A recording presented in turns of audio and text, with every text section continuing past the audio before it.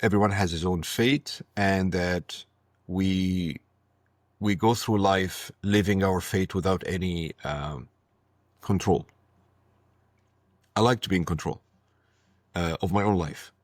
So it gives tremendous amount of empowerment when you know that, or you decide that you are the master of my fate. It comes with taking responsibility on one's own life. Welcome back to Relatable Wisdom, the podcast where everyday people share the quotes that have shaped their lives, inviting us all to reflect and grow together. Today we're joined by Fadi Habib, the founder of Legacy Wealth Builder Academy. With a passion for empowering business professionals to achieve financial freedom through responsible options investing, Fadi brings a thoughtful and structured approach to a topic that often seems overwhelming. Let's dive into Fadi's journey and discover the quote that has inspired him along the way. Tell us your name and your favorite quote. Hi, my name is Fadi Habib, and my favorite quote it's actually from a poem. It's called Invictus, written by William Stanley. I am the master of my fate. I am the captain of my soul. I really like it a lot. I have it on my desktop as a backdrop. And basically, it's whenever I'm feeling down or happy, whenever things are getting harder, I always like to remember this quote. I'm the master of my fate. I create my own fate. I'm the captain of my soul. I control what goes into my soul, what comes out to my soul. So I really, really love it. It gives me inspiration, gives me strength.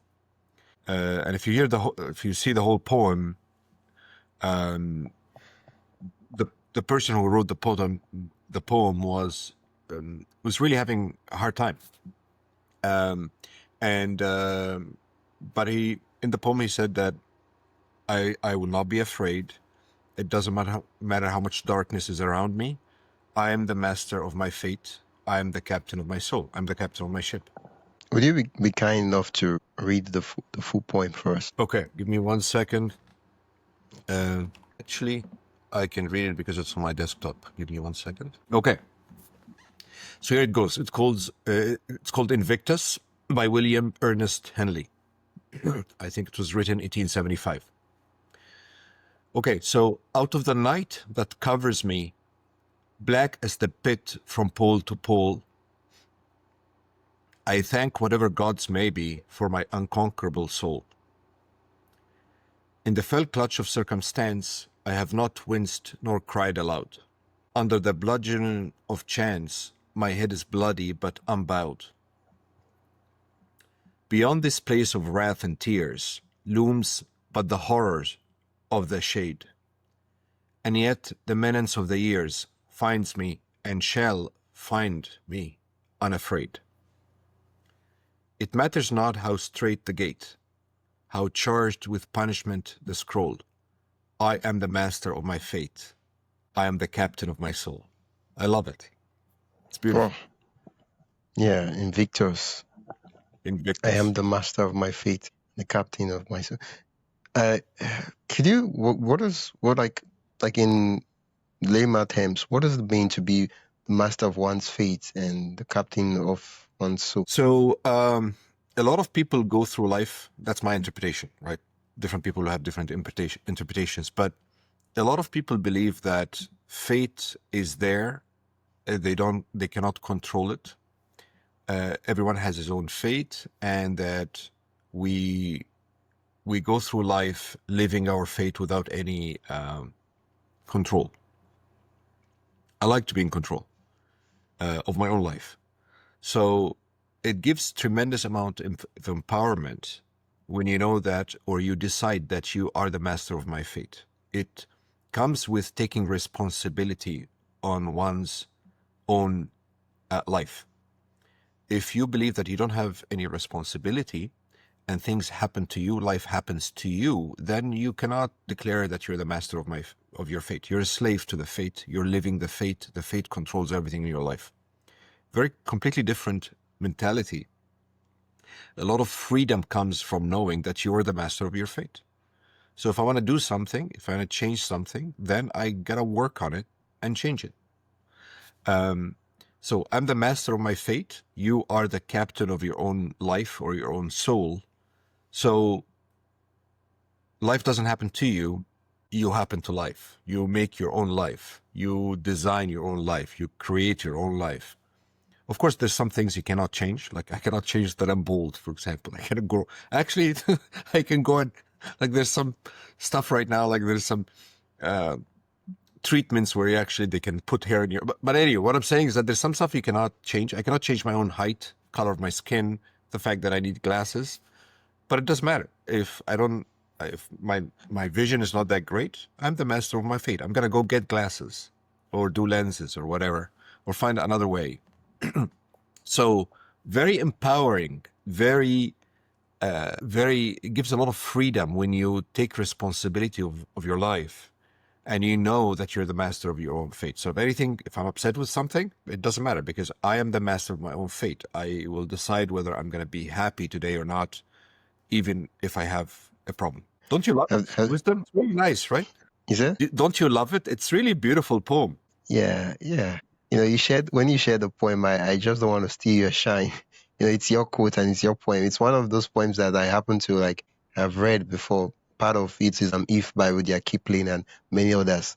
And so it's one of those poems that I love and I really like, but I'm like, I just like, no, don't say anything.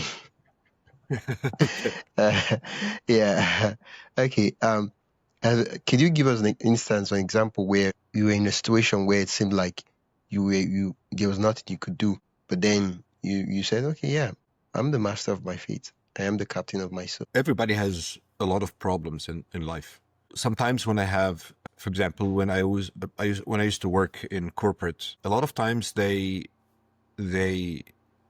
restructure and they fire people. And I've seen it a lot. So when that happened to me, of course you'll be a little bit upset because you didn't do anything wrong. But when I try to process the thing, the whatever, the grief or whatever, sometimes some of these companies I was in for about 10 years.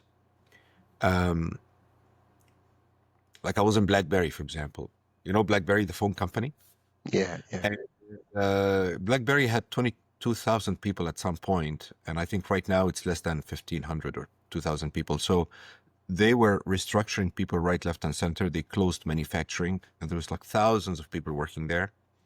So of course, you get like you've been going to this company for every day for the last 6 years or so, and when you get restructured, you understand that the company is not doing well, but still, it's very hard to not take it personally. At that time, when I remember I'm the master of my fate, I'm the captain of my soul, it helps me process the pain quicker. It helps me figure out and focus on what actions I should do, right? So, do I need to have a new job? Do I need to open my own business? It helps you by knowing that you're the like it's not that this happened to me. I'm the master of my own fate. It doesn't matter what problems you will face, and everybody has his or her problems. I know that because I talk to a lot of people. Everybody has problems, relationship problems. Everybody has money problems. Everybody have problems maybe with some friends, with family, with there's all sorts of problems. But it helps to soothe me. And remember, it's a belief, like it's a decision you have to make that you're the master of your own fate. That's not reality. So it happens all the time. When I have problems with my kids, when I have problems with my with some of my friends, when I have money problems, when I have problems in my business, I'm trying to figure out how to grow the business. It helps me a lot when I remember that I am the master of my fate.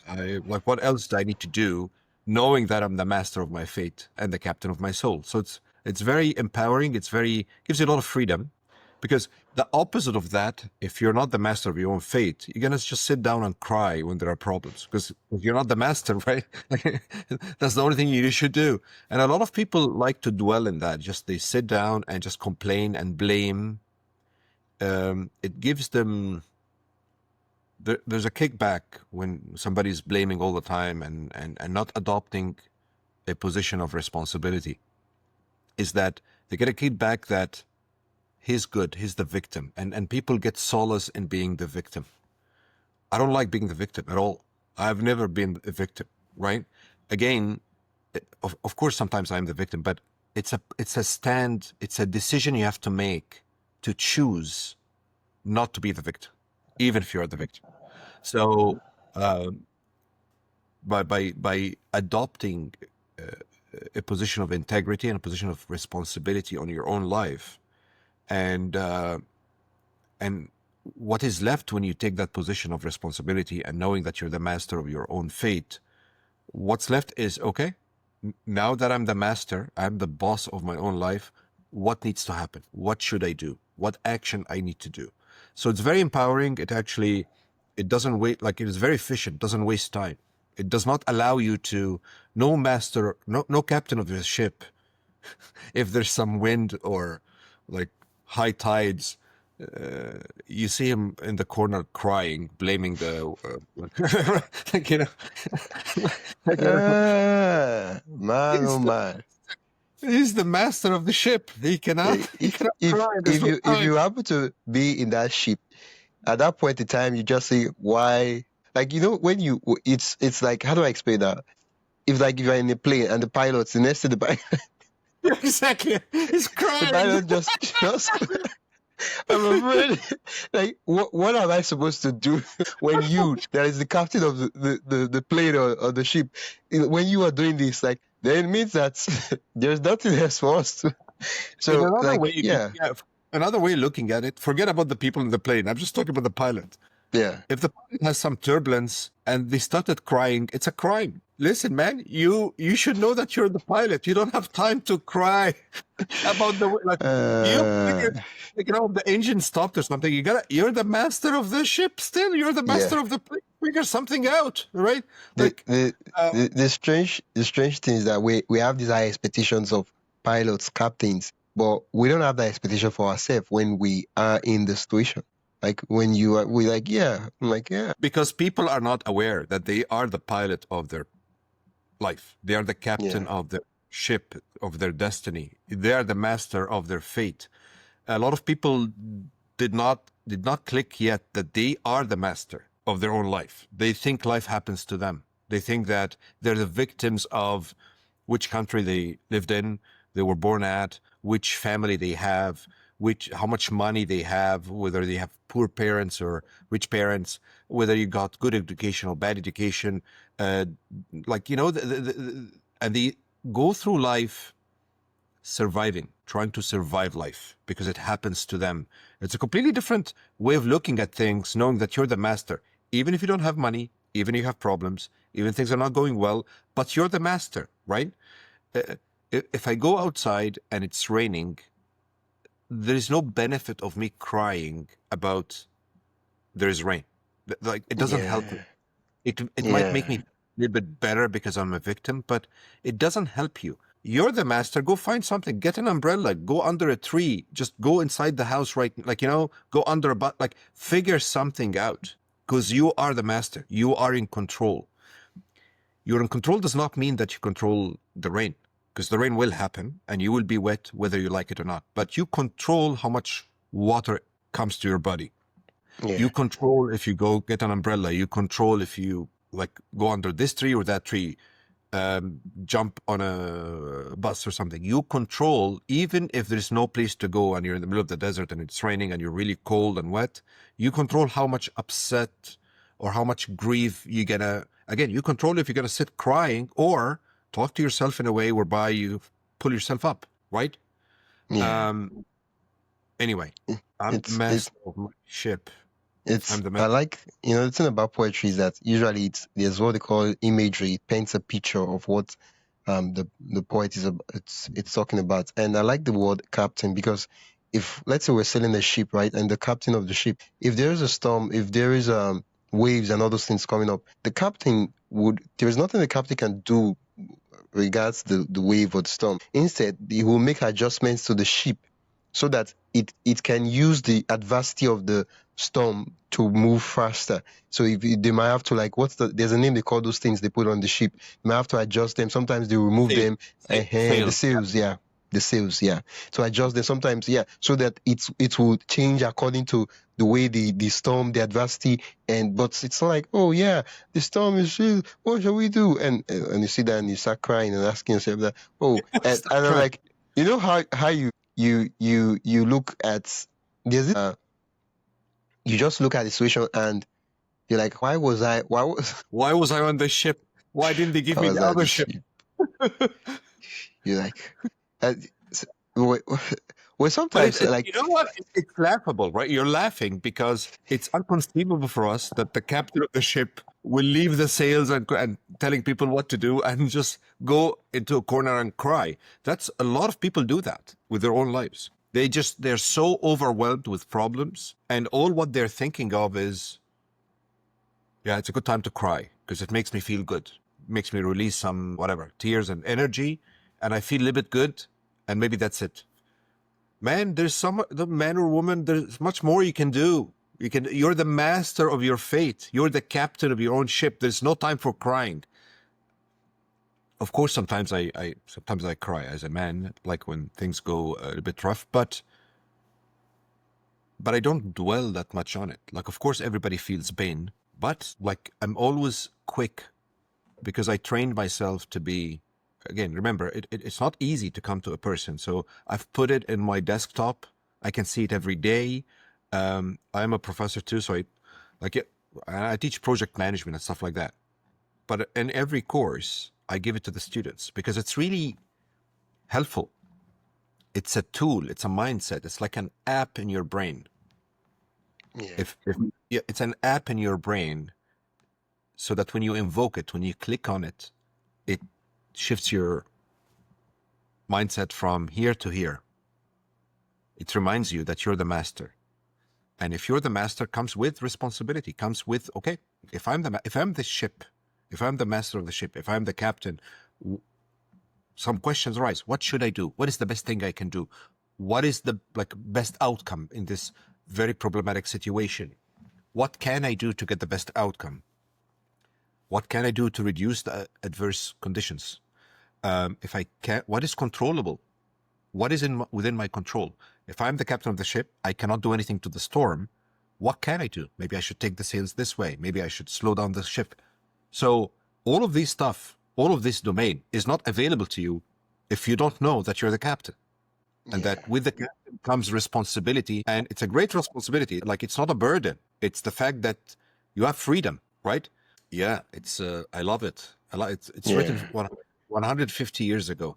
Yeah, but I am the master of my fate. I'm the captain. I like the fact, like, of all the words the poets could have chosen to use, the captain, like, no, it's the captain of the ship, and sometimes the ship is about turning upside down and say, somebody, he quickly tells the crew member, go down to that place, make sure you hold down that place, and they'll make sure there's no time to sit down to say, because we know that, I think maybe people don't know the intensity of sailing on water, because there is no land you can run to, right? And of course, in life, it's not as severe as sailing on water, because most times you can ask for help and say, say, can you help me with this stuff, right?